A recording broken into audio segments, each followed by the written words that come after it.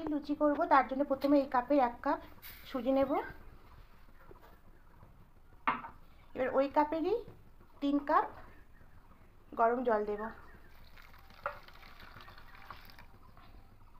এবার গরম জল দিয়ে ভালো করে এটাকে মিশিয়ে নেব। যেই মাপে সুজি নেওয়া হবে ঠিক সেই মাপেই জল নেওয়া হবে। তাই আমি 1 কাপ সুজি নিয়েছিলাম আর 3 কাপ জল নিয়েছি। দিয়ে এটাকে খুব ভালো করে মিশিয়ে নিয়েছি। এবার মিশিয়ে নিয়ে এবার ঢাকা দিয়ে 30 মিনিট রেখে দেব।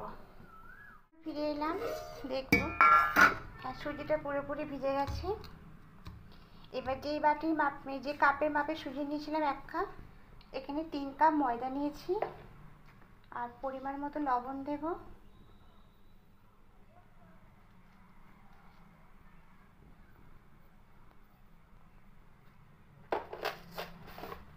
চিনি দেব।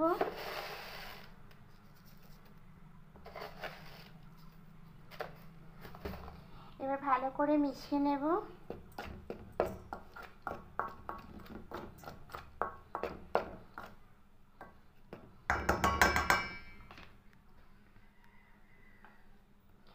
এই বাটিতে সাদা তেল, 1 চামচ ঘি, ভালো করে আর একটু 1/2 চামচ হিং দিয়ে গরম করে নিয়েছিলাম। এবার এই তেলটা দিয়ে দেবো।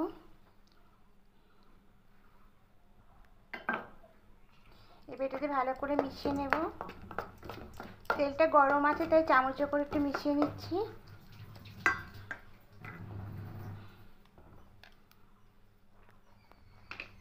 এবার হাতে করে ভালো করে মিশিয়ে নেব।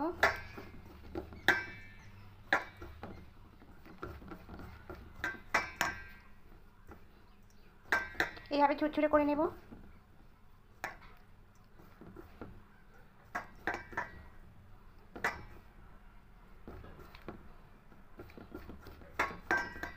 খুব ভালো করে ঝুরঝুরে করে নিচ্ছি।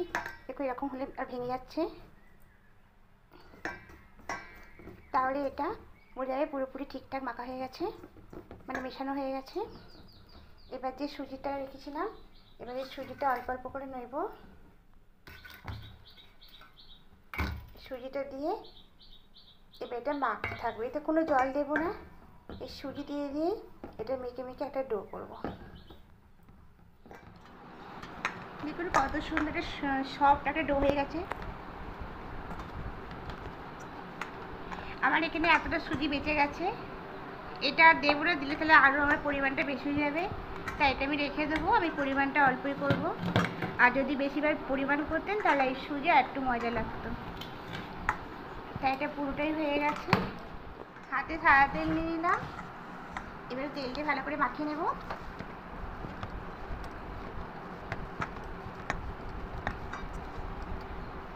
এবার লেচিগুলো কেটে নেব।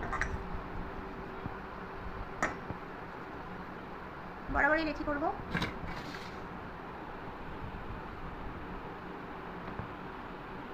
আমি সব লেচিগুলো করে নিয়েছি। এবার এখানে বেরবো। প্রথমে একটু তেল লাগিয়ে নেব।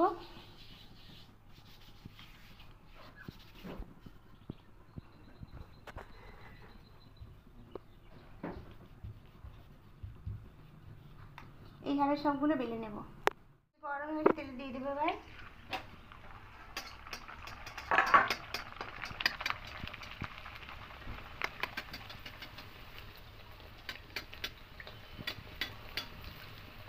এই পিঠটা উল্টে নেব।